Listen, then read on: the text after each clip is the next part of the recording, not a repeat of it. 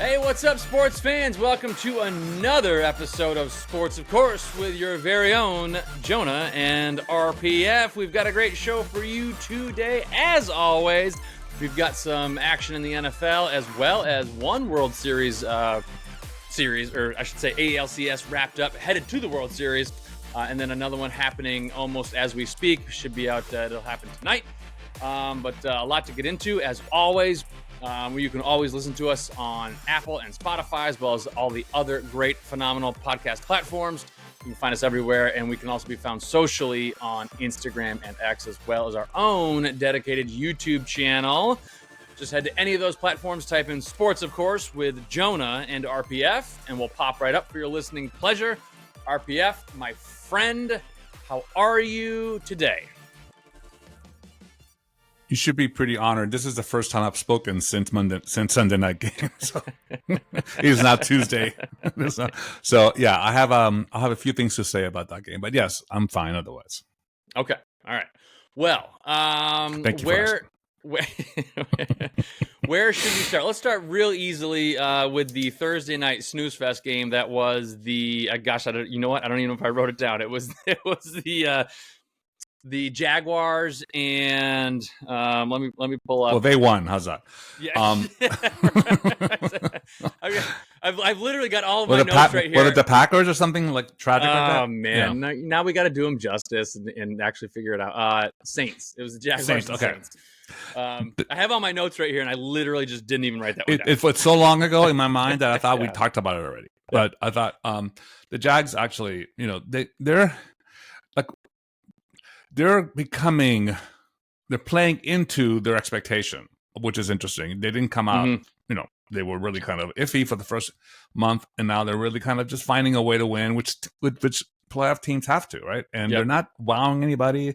They're not lighting up the stat sheet, but they're finding ways to win. And, got to give Brett Earl his due, because he definitely has led the team to just be a little better than the players opposing him, including the then mighty Bills, right? So I think this week coming up, which we'll talk about, will be a really good test for them as well. Yep.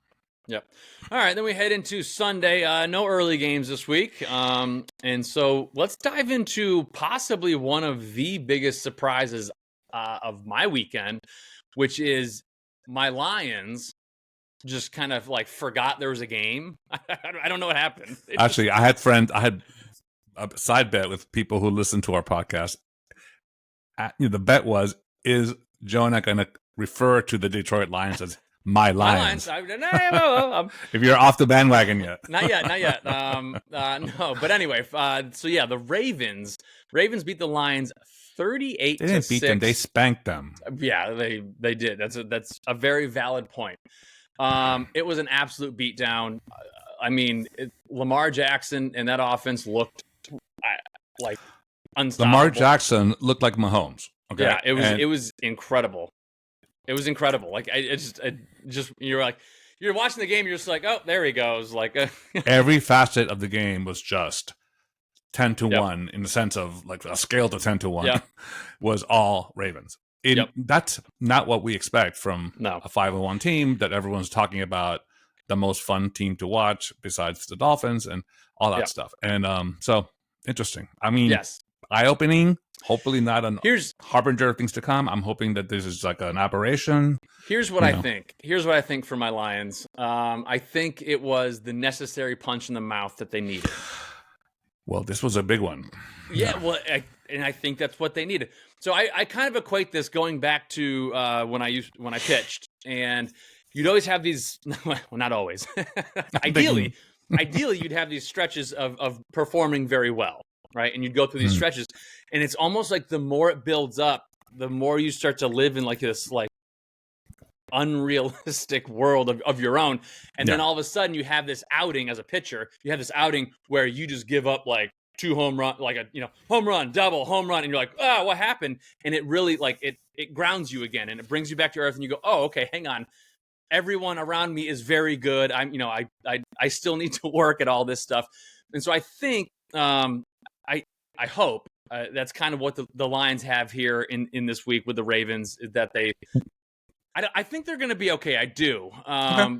And I obviously, I mean, as with all these games, we will see. Let me tell you, I mean, just to equate it to my own experience in my long history of athletic prowess, but as a young person, as a young, for 10, 12 years of my life, as a child and growing into my adulthood, I played tennis. I played tennis not professional. I played tennis at a high level, and I was ranked, et cetera. I remember, I don't know if the term exists for other sports, but we called it back then we called it treeing, meaning that when you got into a zone for a stretch of a set and a half where you literally could not miss. I mean, the ball looks like a beach ball, and you're hitting down the two-handed backhands down the line for winners, and you can't miss. Yep.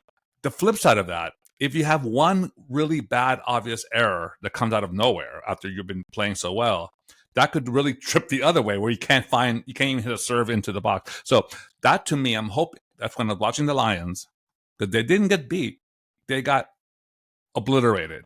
Yeah. And I like the Lions. I love Dan Campbell, the coach. I think I'm hoping that this is, like you said, this is just kind of a blip on the scale of, snap out of it. But it felt like when I played certain players growing up in tennis, when I just, I missed the easy drop volley. I can't find the serve. So I'm just hoping that you're right, that this is a blip. This is what they needed. This is a wake-up call. Dan Campbell becomes, he gets in their face, so we'll see. Yeah. I mean, I also think that that's what marks a professional, is that when they hit those blips, they correct them. But more importantly, is the word treeing a new word for you? Have you ever heard that term? Never heard that word in my entire life. Treeing is like you're just like, just like crazy, just playing out of your head, and you don't even know why or how you're doing it. Yeah. It's called treeing in tennis anyway. All right, well, let's move on to the next game. Let's move on, RPF. Great segue here. Let's move on to the reason why I am a Lions bandwagoner, and that is my Patriots. And I felt obligated to write a letter to the Patriots, and it would go almost. Okay. But in my mind, it would go something like this: Dear Patriots, how fucking dare you? That's what I'm saying. They've ruined it for you now all year. I have been a steadfast fan, and I've been with you through thick and thin. And how dare you? The previous, 2 and 3 weeks ago, score a combined, or get outscored a combined 72-3 at home, and entice me to. I'll never give up on you. I'm still a Patriots fan, but entice me to jump on a bandwagon so that I have something to look forward to every weekend. And then, how dare you? How dare you? How dare you show up against the Bills and beat them? Well, too, I might add, they looked really good. Well, I will tell you this: I watched this game as well, and I was, Dolphin Nation all became, Pats fans for a week, and then we all had to we all were like, yeah, Mac Jones, he is a. But I really felt that last drive, and here's the thing about it: it's funny because I don't know if you guys watched the game, but basically it was all Patriots, and the Bills came back eventually, and you thought, here are the Patriots. The real Patriots come back, and the real Patriots lost the lead at the last 2 minutes of the game. But Mac Jones marched on the field as I expected the Patriots to be this year, meaning I thought they would be a 10-7, 9-8 team that Mac Jones leads them on their back. At best now, unfortunately for the Patriots, being a 2-5. If they go 500, which is generous, it's still they're a 7-10 team, right? But the Gesicki touchdown with the worst gritty in known captivity, which Dolphin fans. I think he's starting to lean into it. I think he knows that now. That's the thing. That's his thing now. He's literally. he looks like almost like, if you guys for the old timers, like Elaine's dancing on Seinfeld. It was just, right. I'd like to see a side by side of Elaine dancing video clip from Seinfeld and the gritty from Mike Gesicki, which, by the way, is the only current Patriots that I follow on Instagram, because I love my Mike Gesicki, former Dolphin All-Star. We know. Anyway, so the thing is that touchdown pass, and that's exactly what I expected for them to do, and that's great. But now what? Okay, I thought, oh no, Jonah's going to be in it now all season with the Patriots. But you know what? Well, Mac Jones looked good. Right. But the bigger question is the Bills. Here's the bigger question is the Bills. But so just as a Patriots fan, here's what it does, right? Do I expect them to like all of a sudden go on this tear and like be a playoff contender? I don't realistically, but now every time we're losing, I'm gonna. Maybe. I know that it's in there, and I'm like, where is it? Why isn't it here? Why? Like I know it's there, but yes. Anyway, well, I felt good because last week Devonta Parker, former ex-Dolphin, dropped an obvious pass that could have been a defining moment for the Patriots game. This week, another Dolphin did catch the ball and secure the victory. But I will say this about the Bills. Yeah. And I'll say this. Yes, to the bigger question, as you pointed to the bigger out. question. It is a bigger question, unfortunately, but it is a bigger question. Oh, yeah, the Bills, absolutely. when they beat the Dolphins, they looked scary. Unstoppable. Scary. Correct is the word. I mean, it was like, what sport are they playing? Because it was, to me, they're a mess. They're an overhyped mess. I know the scores was a little bit different, but when they beat the Dolphins, to me, that was like the Ravens beating the Lions. Like, it was just like, I was like, oh my God. Like, well, yeah, they beat us in all aspects of the game. We were never in it. Yeah. I mean, to the point where our backup quarterback, our third string quarterback last year's playoff at Buffalo was much more competitive and close than the game that we just witnessed with the best offense in history. So, yeah, it was a very, very bad situation. But, and again, that raised a question. And I said the Bills at home were still the Dolphins' daddy. And that's the same thing happens now. You know, we'll talk about, obviously, next game will be the game that we'll be talking about in my head for next month, the Eagles-Dolphins game. But once we, but the Bills themselves, for them to lose to the Jaguars, to the Patriots, to the Patriots, and barely beat the Giants. And the Giants, they should have lost. Right. They're a mess. They're an overhyped mess. And in some of these type of experts are still putting them above teams that are 1 and 2 loss teams. So, look, are they going to snap out of it? Enough. I think. As the Patriots go 5-5, they're going to be 7-10. I think the Bills will be 10-7 and probably sneak in the last playoff spot. Yeah, but I just think, maybe right, exactly. They could also go 7-10. For all we know. Anyway, the point is the Bills are overhyped. Completely off the scary train with them until they prove otherwise. So yeah. I think their biggest issue, and then we're going to move on. But I think their biggest issue is that they've never really been. Is that they have no run game, and so it's just everyone knows. Oh, it's Josh Allen, and he's going to pass, and his stat sheet is like tremendous, of course, because if you're passing 60 times a game, but it's tremendous. But it's who's he going to pass to? Gee, I wonder which uniform color. No. I meant Stephon Diggs. Like it's Stephon Diggs or the opponent are the choices he has. The DB covering Stephon Diggs or Stephon Diggs are the choices he has. No, they are a mess. In other words, I think teams have kind of figured them out. Really, I guess kind of what I'm saying. All right, let's move along here. Let's head down to the Chiefs Chargers. This one will be really quick.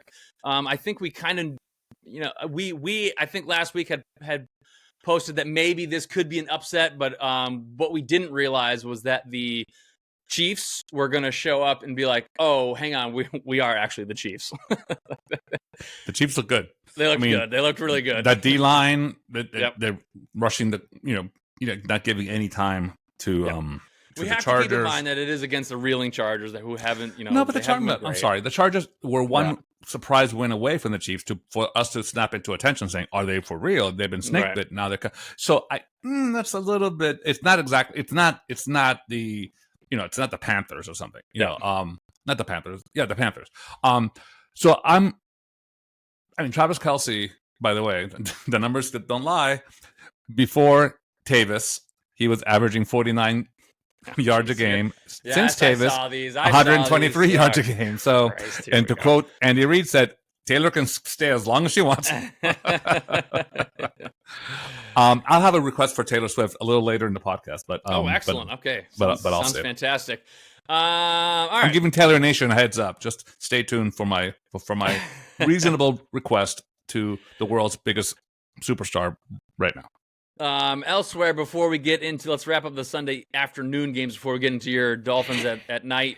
We had elsewhere around the league, we had the Browns 39 over the Colts 38. This was fun. This It was a very fun game. Honestly, when I sit back and I look at it, and I'm like, oh, okay, so what does this game tell me? And I'm like, I have no idea what this game tells me. Well, first of all, it's just massively entertaining. The Colts should have won, of course, and the Browns came back at the last minute, but they had 6-7 lead changes. Again, the refs, there were some really interesting calls. I'll have a whole shtick on this. Oh, okay. The officiating in the NFL. It doesn't seem great. Then we also have the Commanders 7, Giants 14. The only thing I will note there is the Giants appear to be waking up too late. They woke up too late to the party. Well, they appear to be looking a little bit more lifelike with the likes of Tyrod Taylor than they do Daniel Jones. But I will say the Giants 14-7 is a line score they like and they're used to. That's what they play. Sure. And then we got Bears 30, woohoo, over the Raiders 12. That was another now again snoozer. The Bears' backup quarterback. Yeah. Makes Justin Fields look like, is he really the right? I asked that question yesterday. Yeah. I mean, last week. Did they pick the wrong? Did they back the wrong horse? Yeah. It's so. I don't think I've ever been referred to as a horse. I would enjoy that, I think. Okay, sorry, I digress. And moving on, we have the Falcons 16 over the Bucks 13. Bucks, hey, come on, guys! I thought you were going to be better than this, but the Bucks are in trouble, and I'll tell you why. They're heading into the third toughest schedule in the NFL, behind the Dolphins' toughest schedule, by the way. The Bucks third, and they lost at home. They had no right to lose. That's kind of what I got here. Is like Bucks Falcons, like they're both kind of like at home. You're gonna take advantage because now you're heading into the teeth of your schedule at home with no momentum. A divisional opponent in the NFC South, which is like you win home games against. You need to win your home games. Yeah, exactly right. Yeah, bottom line. Then we had the Seahawks 20 over the Cards 10 in the Battle of the Birds. Seahawks are hanging around. I'm telling you. Seahawks are they are like very quietly like, oh, go ahead. Don't talk about it. Which is the irony because they're famous for their 12th man is extra stadium noise. But true. They're like tiptoeing through the daffodils. Yeah, and no one's they are. Thinking, What are they? Are they 4-2 or where are they? I think they had a bye. They are. They're 4-2. Yeah. And then the Packers 17, Broncos 19. Sorry, Jordan Love. I don't know that you're the answer. Man, Jordan Love, man, where's the love? That's going to be the hashtag I'm going to keep using until. All right, Sunday night game, RPF. Your Dolphins fall to the Eagles, which listen, the loss itself, I don't know that it's anyone necessarily a shock, right? Like they're both formidable teams. It was kind of a 50-50 toss up. 31-17. What do you got for us? Okay. I have a lot of emotions about this game. My point is... Listen. The point is that the Eagles... Go ahead. My point is you can't be like, oh, the Dolphins went into Philadelphia and lost and be like, this is an outrage. Like No. It's not an upset per se. In fact, it's not an upset. Right. No, exactly. And, any Dolphin fan, if they're being honest with themselves, understand that when the Dolphins, since I've been a fan, which is before cars had gasoline in them, I will tell you, when the Dolphins go and play in cold weather Northeast games, they do not fare well. Mm-hmm. I would argue they're probably like 20-103 or something as a record in December or in cold weather Northeast stadiums. Yeah. Okay. That's just how it is. Just a fact of life the Dolphins have to live with. So that's not the surprise. The surprise is this to me. The game was poorly refereed at first. Officiating was always a little spotty, but going into halftime with 4 penalties against Miami and none against the Eagles, the Dolphins were the least penalized team in football before the game. So there are all of a sudden there's 4 penalties against the Dolphins. I'm not saying we didn't commit those penalties, but the Eagles had no penalties. Okay, moving in. We come back 17-3. I had a feeling it is not over with that offense. Clearly, what does Tua do? he does what he did what he does. He finds Hill for the touchdown. Boom. And then we do a pick six, which is exactly on brand for us. Great. 17-17. So what happens? In the next 3 drives for the Dolphins and 3 drives for the Eagles, there were 6 penalties, all on Miami. All either negating a Dolphins first down or giving the Eagles a first down. 10 penalties to 0. You have to go back 15 years to have 0 penalties on a team. Okay? Further, the head referee, and I'll tell this, I am the least conspiracy person in the entire world. Everyone around me has always been, and Dolphin Nation is full of this, but that's not me. Yeah, I don't believe it in politics. I don't believe it in sports. I think things have a way of evening out between karma and balance and statistics. You lose one, you gain one. The umpire gets a bad call in baseball. The next inning, he gives it back to you. All of that, I think it balances out. This is different to me. The referee for this game, not only, and I'll give you his name. His name is Dwayne Haight, which is appropriate. He's from Layton, Pennsylvania, born and raised, still lives there. 65 miles from the friggin' stadium. Here's the punchline. He's been suspended, not once, but twice, for unethical officiating, according to the NFL. Interesting.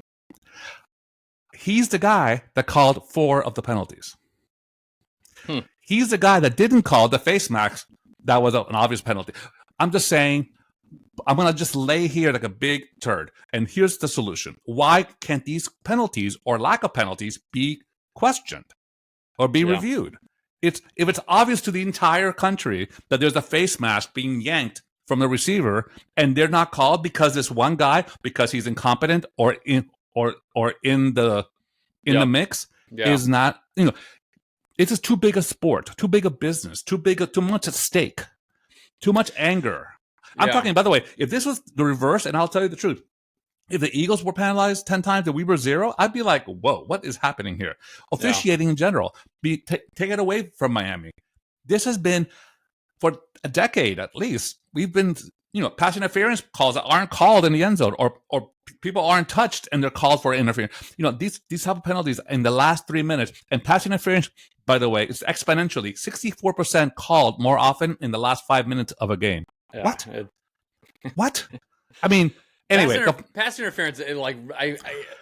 It's always hand checking. It's always touching. There's always. I mean, it's like you call her. It's like holding in the interior line. You can call her or not. It's always holding every play. I mean, here's what I hate about NFL pass interference. I hate that it's at the spot of the foul. I hate that. It should be like college does it. What, 10 yards or something? Because then you like these teams, they get in a bind and they just throw a bomb down the field. A Hail Mary becomes a game winner. Yeah.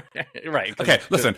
Let me reiterate. I am not the conspiracy guy. Don't come at me and saying, "Oh, I told you," and and the election was stolen. All that crap. I am none of that. I'm literally telling you facts, and these are not disputed. The fact that he's not from Pennsylvania, I'll give him the fact that he's impartial, as people can be when they're watching the game. Right. But when you're already 2-time offender for unethical refereeing, is the actual quote. Yeah, what does that mean? Unethical. That he's, to me, that means that he's fucking cheating. Yeah, right. And by the way, like the Catholic Church reappointing a priest that's accused of molesting kids, why do they reappoint it to a different parish? Why is this guy officiating? There's not some guy named Steve at a used car lot that could be a referee instead of this guy who's cheating twice. Yes. Anyway, so here's what I I'm not done yet, by the way. Here's what I heard from different sources. Because listen, the officiating has been put into question quite a bit. Everywhere I look now on Instagram and even around the web a little bit, is like it's pointing to these things. And I don't know if we're just getting more scrutinous, whatever. I don't know if this has always been happening and we're just all of a sudden putting a magnifying glass on it. I don't know, but it seems like every single weekend and when they see these little little Instagram clips and reels and they point this stuff out, it seems like it carries some pretty damn good weight. And I just found out that the officiating isn't linked to the NFL itself.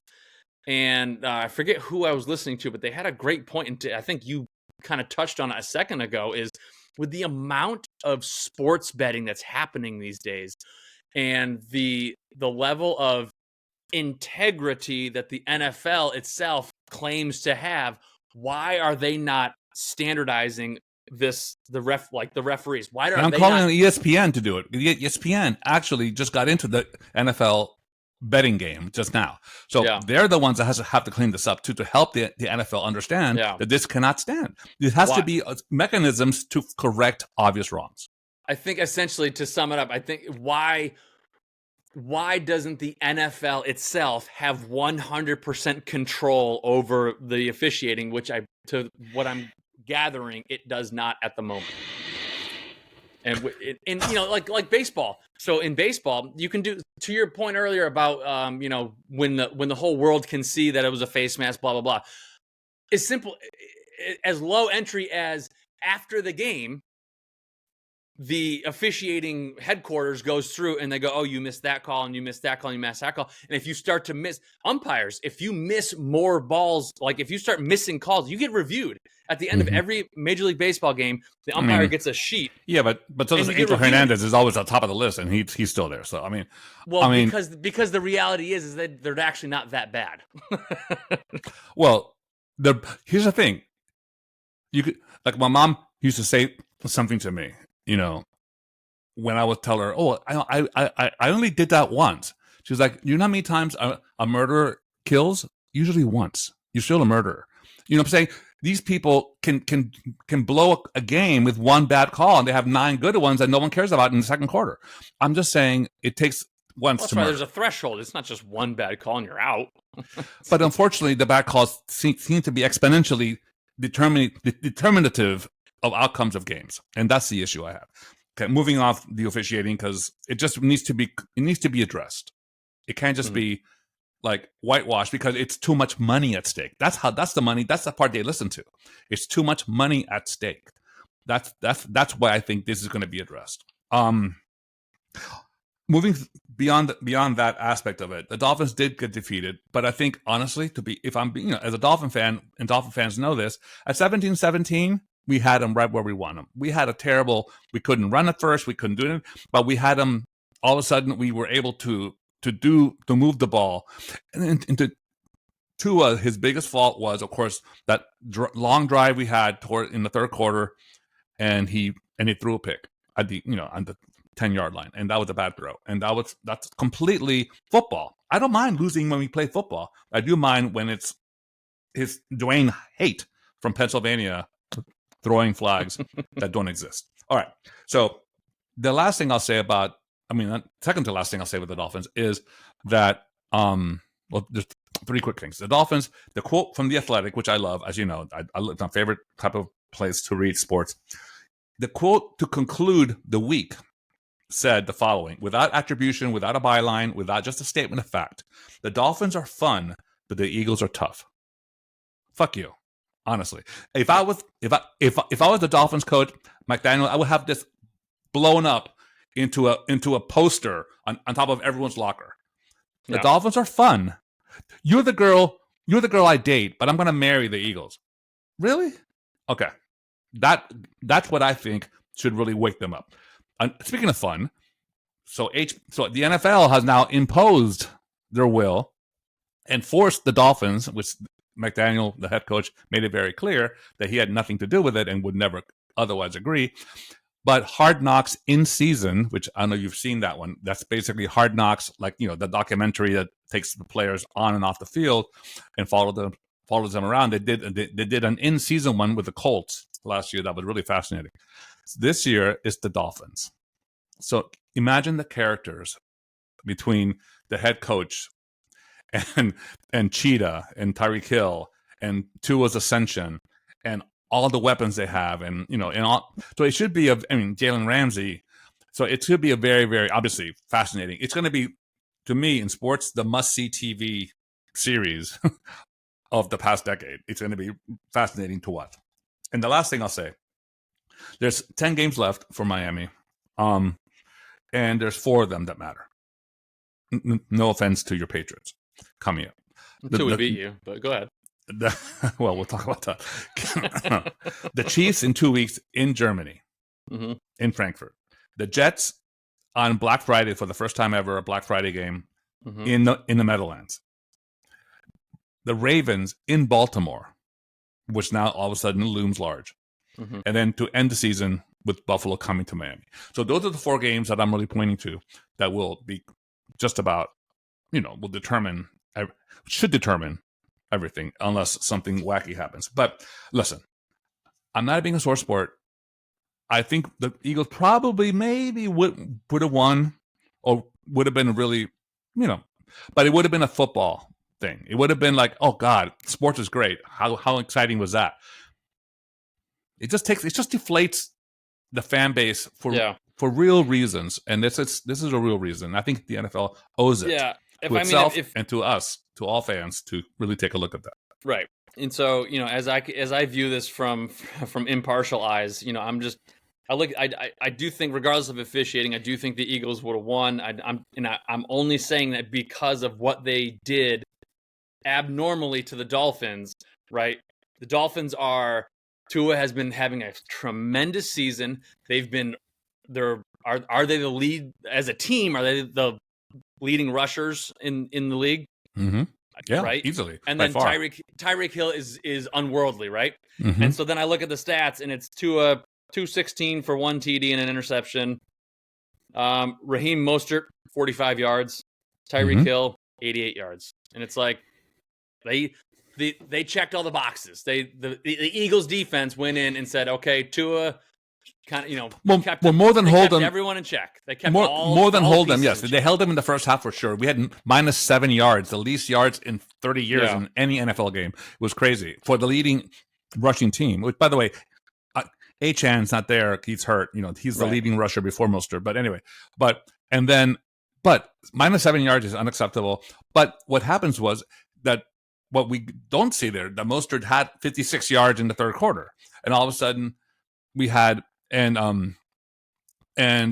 the Eagles held the ball through.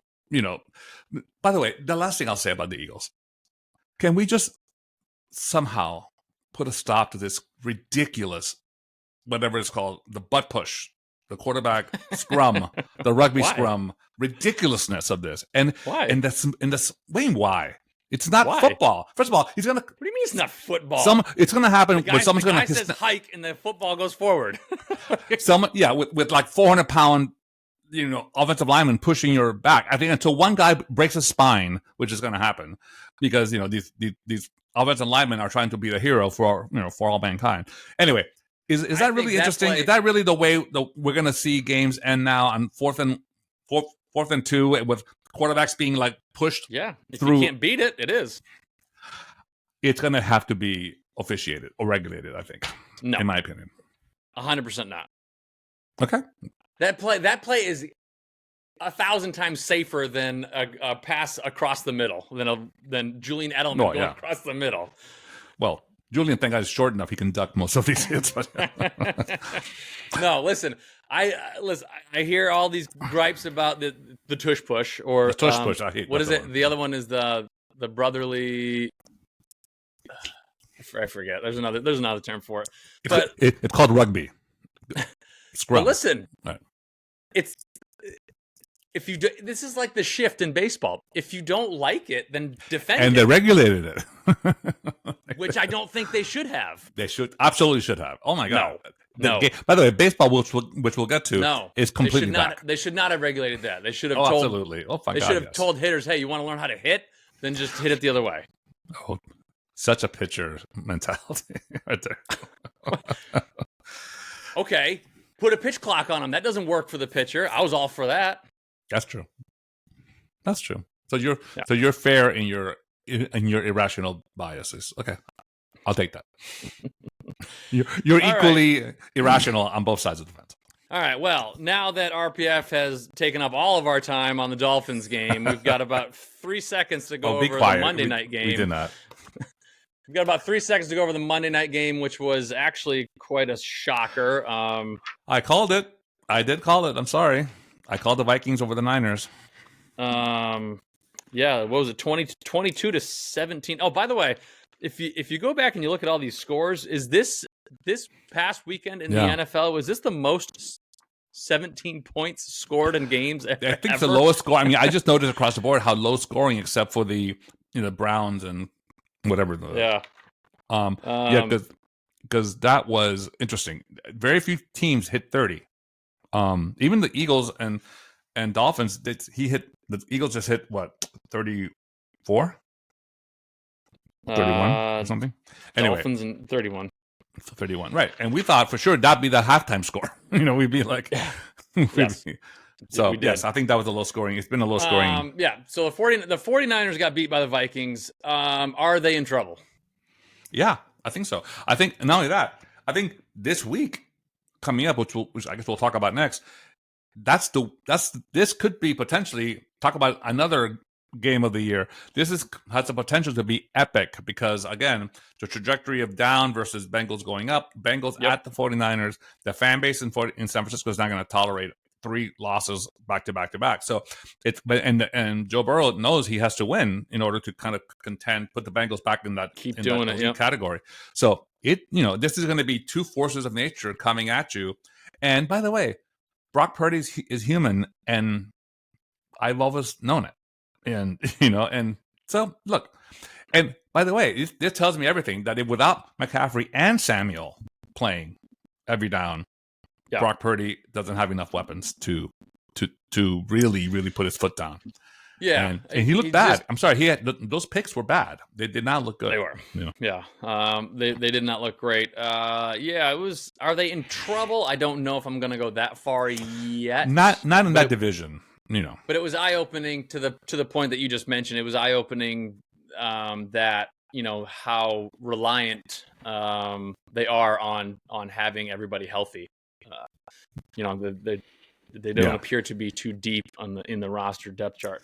Let's not forget, Brock Purdy was the 3rd-string quarterback less than a year ago, or a year ago. He was Mr. Irrelevant. He was the last person chosen in the draft. I mean, it's a great story, like a Rudy type story, but only if you win is a good. It's that's a Rudy the thing, story, and I think it's an experience thing, right? So, like you immediately start to, at least I do, you immediately start to draw these comparisons to Tom Brady and how Tom Brady was such a late draft pick, and he came in, and found success very early, and then Tom Brady's second year wasn't all that great. But my point is it what got Tom Brady through those first, I don't know, 5 years maybe even, was schemes and being part of a fantastic system and Bill a Belichick fantastic team. Really got him there. And then his experience started to kick in, and it shifted from like, I don't care who you give me, I don't care what receivers you give me, I don't care what's going on. Well, remember I talked about it last week how quarterbacks who telegraph the ball so much. Brady had that issue as a second-year quarterback. Sure, yeah. He literally went, "Oh, there's a fast runner. I'll go just watch him."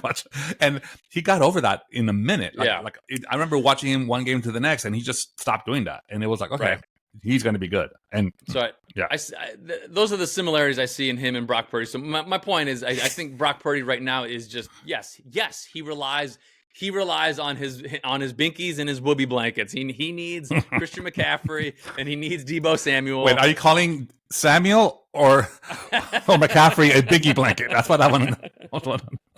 I think McCaffrey as a binky blanket, it'd be adorable. Actually, it'd be probably the best selling binky blanket in history. But I think as he plays and matures and gets experience and intelligence, I think he'll be able to handle, so and so's out of the game. That's okay. It's muscle memory. It's critical thinking. It's just instant. It's not like what do I do now moment, and that's what happens with these young quarterbacks. Yeah. All right, let's move on to Week 8. We are actually, thankfully, I love it when we have a good game coming out of the gate on Thursday night. Thursday night, we've got the Bucs versus the Bills. And we've got 2 teams here that are like 2 teams that like could be good. But how much better would the game would have been if the Bucs had beaten the Falcons, right? We would have been like, oh wow, true. 2 teams that are right. No, I mean, you're right. But I do think both of them just kind of got punched in the mouth a little bit. In Buffalo at night, a national TV audience, it's hard to fathom the Bills will collapse for another time. RPF. I know. it was hard for a Patriots fan to fathom that the Patriots would win last weekend. Yeah. So I don't know. I honestly don't know. I mean, I would love the Bucs to win, but am I going to put money on the Bucs? Absolutely not. A penny is too much to bet on the Bucs. You have your standards. I will not bet a penny on the Bucs over the Bills. But I think it could be a very interesting game.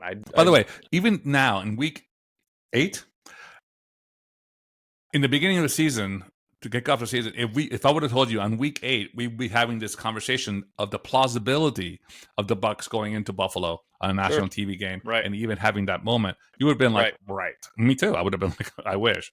And just about there. Yeah. Other notable games we have coming up, as you mentioned just a second ago, the Bengals and 49ers should be a great one by all means. Oh my God! Like you said, we've got the Bengals trending up. We've got the 49ers and we get to watch it at 4 down. o'clock, so we get to bed at a decent hour, which is nice. And it's in it's in San Francisco, which I think will make it a better game. Honestly, if it was in Cincinnati, in the way that the 49ers are trending, I would almost jump on. But don't you think Burrow has this circle somehow? It's like saying, "This is I have to." Yeah, this is a statement game for me, right? Yeah, if he right. He's a big game. He's a big game quarterback, and this is a big game. It doesn't get quite bigger than this for the Bengals season for sure. And look for Jamar Chase to kind of just run around all the way to Oakland. He's going to run around that field like it's going to be like a track meet, I think.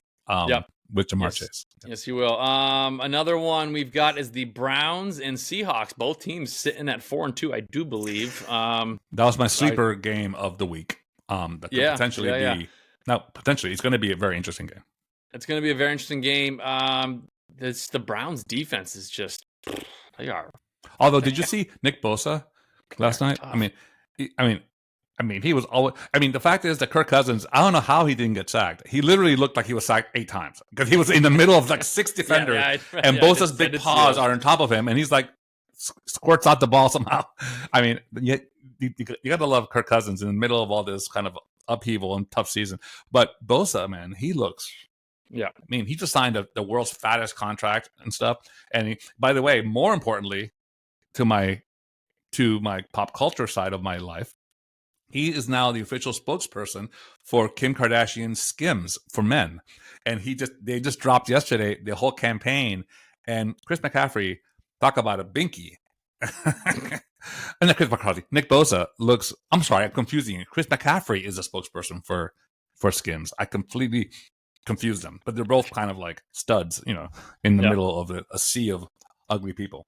But anyway, but Bosa looked imposing, and I don't want to get anywhere near him anytime during any game. Because he would just, But to your point, also that the Browns look like they can impose themselves as well. Yes. On any team. They absolutely can. It's how they're winning, really. I feel like. All right, and then we've got another interesting. I didn't peg this as a decent matchup between two very competent and winning teams. The Jags and Steelers. Yeah. Steelers are sitting at 4-2. Just, huh? Yeah. The fact that the Steelers beat the Rams this past week, it's borderline shocking to me.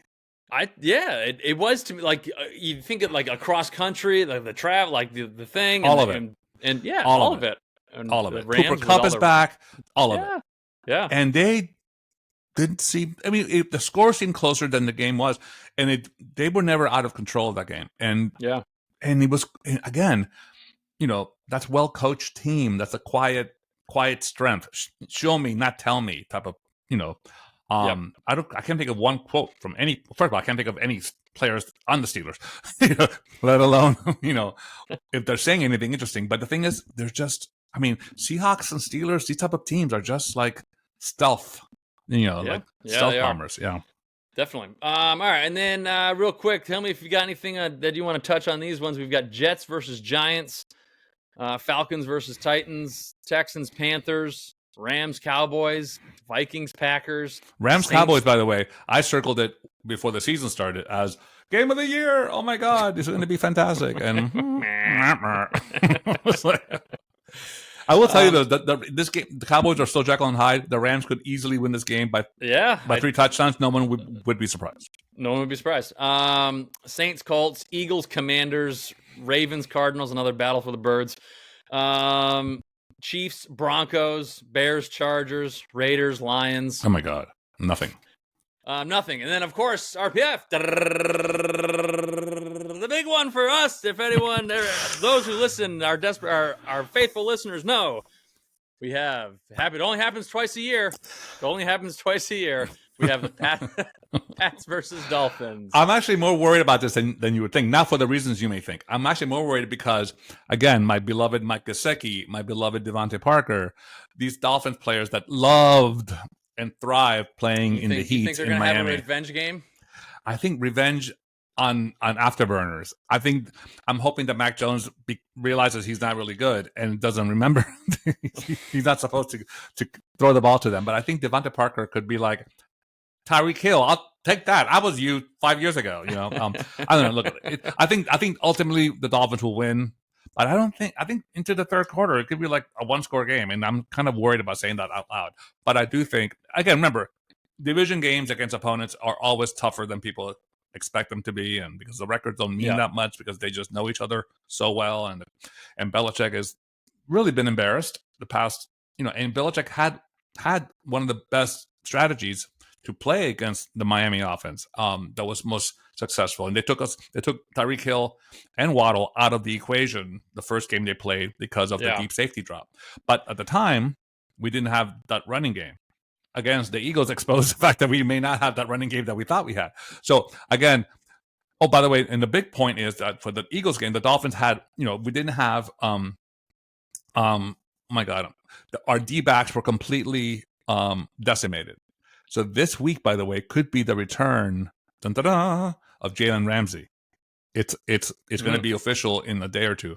But if Jalen Ramsey, all-world, cornerback, it's going to be it could be a long afternoon for Mac Jones. But we'll see what happens.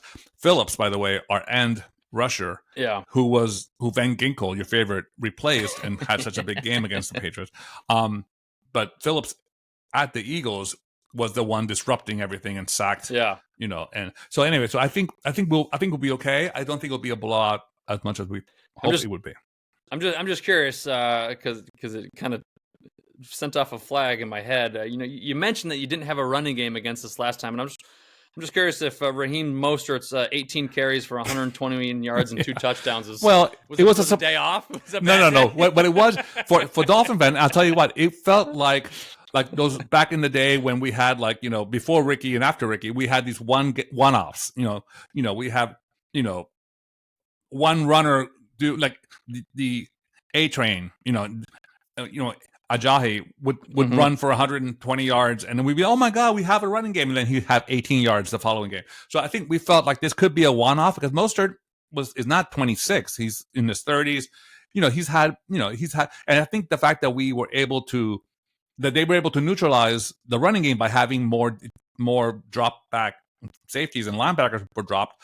Therefore, we were able to do that. Not every team will do that, so we figured, okay, it'll be another 50-yard type of running, but we have the passing. We didn't think it's going to be like, oh, we're number one in passing and rushing. That never entered into the mindset of any of Dolphin fans back then. Now we expect to have 100+ yards in rushing and 300+ yards in passing, and so it's a different equation now. So what's your take on the Pats? I think they have a shot, right? Listen, dear Patriots, how dare you? I'm hoping 72 hours ago, I would have said absolutely not a shot in hell that we're going to win this game. And then all of a sudden we beat the Bills, and I've got to give them at least some faith. Listen, I'll tell you something, though. The one thing we will always have is in the back of everyone's mind is, can Belichick put together some sort of a scheme to shut people down and hang in there and to make this a final drive? I thought you were going to say the miracle in Miami. That's we always have. That Rob Gronkowski convinced the entire NFL should never ever play deep safety type of last stopgap. I will tell you this. I'll leave it on one note for the Dolphins. That's why I'm so convinced that we have the right coach. Mike McDaniel had a meeting on Saturday night before the last thing he said to the team before they went, and woke up the next day in Philly. He said, "Listen, in 24 hours, every expert in football, if we beat the Eagles, will say we're the best team in football. Every expert will be number one power ranking, will be everywhere. If we lose the game by a point or by 50 points, they'll say we're overhyped. They can't win the big game. We're not tough." And he said both of those equations are horseshit. He says, don't listen to either one. Play your game, stay focused. I think that needs to be said more to players because, especially in social media, they're all look. I'm on my Instagram. Whenever I post about the Dolphins in my stories, at least 3 or 4 Dolphins check in, and say thanks, man. Fans are influencing perception. And I think and all these players have podcasts. So I think a coach to keep it real, I think it's really, really important and something we didn't have for a long time since Don Shula. Okay. So that is football. How about baseball? Well, I'm looking at it real quick before we get on to baseball. I'm looking at it real quick. This is the matchup predictor according to ESPN. Okay. And that is Dolphins 80.5% chance of winning. But we thought 64% was too much for what team last week? I forgot. It was the I forget who that was. Yeah, we thought it'd be 50-50 and let's say the Commanders and Colts, so we can be right. And then what's really fun to look at is, and then it goes down and it says for each team it has their season leaders, and let's just do a quick comparison. Mac Jones is 1,480 yards for 7 touchdowns and 7 interceptions. Tua has 2,092 yards for 15 touchdowns and 6 interceptions. Ramondre Stevenson is our leading rusher with 268 yards, 268 yards and 2 touchdowns. That's one game. That's one game for your damn team. And then Raheem Mostert has 474 yards with 9 touchdowns. And then our leading receiver is Kendrick Bourne with 370 yards and 3 touchdowns compared to 902 yards with 7 touchdowns for Tyreek. Yeah, they seem to be playing a different level. Yeah, so but numbers level, don't mean anything. Game. A different sport, game. Different species. We're playing. All right, enough football. Let's head on to baseball because wildly the Rangers-Astros game, not a single home team ever won. So for those of you who don't know, Rangers just wrapped up the series. They beat the Astros. I think of the rest of the nation, other than Houston, kind of gave a collective sigh of happiness. But the most remarkable thing is within the series, the road team won every single game. Yep, which is crazy. Well, the Rangers before they got there literally won like 10 straight games, which was like insanity. Right. Yeah. They were undefeated in the playoffs to get there. Right. And then they won the first 2 in Houston. Yeah. They were playing out of their minds, and then all of a sudden the Astros started coming back, and I was like, oh, okay, all right. And they came back like they got like 11-1 type games. Yes. Well, this is my point to professionals. They got punched in the mouth, right? And just when everyone was like, oh my gosh, the Astros are back, the Rangers said, no, I don't think so. By the way, just a quick shout out. Dusty Baker is retiring as manager. It's kind of an open secret. He's told people that this is his last year. He's 78 or something. It's an open secret? He didn't announce it. Isn't that not a secret then? Well, it's well known within people who know. If you know what the kids say. So meaning that he's going to be leaving this year, and it'll be one of the best jobs in baseball for sure would be to inherit a team that wins every year. So I think I'm going to make a plea publicly for Gabe Kapler, the recently departed fired coach from the San Francisco Giants, who won a pennant, won 106 games, in his tenure, and he's won every season. Has had a winning record with a team that didn't deserve to have a winning record or didn't expect to have a winning record. So anyway, Gabe Kapler, my buddy, should be the manager of the Houston Astros, in my opinion. Okay. Okay, I'll tell you this. Today is Game 7. Yep. In the nationally. In the Phillies, Diamondbacks. Yep. Phillies and Diamondbacks. I mean, in no universe does any baseball fan wants the Diamondbacks to win this game. I mean, there's no universe where that exists. I mean, if we don't see Bryce Harper and his cohorts and Schwarber, whatever, not Schwarber, I call him Schwarber. What name? Schwarber. But he used to be a Red Sox standout, for a couple of seasons, and now he's like, to talk about treeing. He's seeing the ball as big as a beach ball and hitting these 500-foot moon balls into the right field upper deck. To watch the Phillies play is so much fun. So I think the Phillies and Rangers, again, two forces coming at you. This is the first time, by the way, since 2004 that both LCSs go to Game 7s, which I thought, which puts the cherry on the season in baseball that's been so much fun to watch. It's been really, and I can't give baseball enough credit. They really they dug deep and said, how do we make this sport fun and competitive and interesting to a bunch of different fans that would be tuned out by summer unless we change this stuff? And they did it. Mm-hmm. They found a way to do it. And generally speaking, with just very few hiccups, they've done a really good job. And now this is the proof in the pudding. 2 Game 7s, really entertaining stuff. And now if the Phillies, hopefully tonight, win Game 7, we have Rangers and Phillies, and that should be a great series. Diamondbacks and Rangers, we'd all be cheering for the Rangers just because. Why not? Yeah.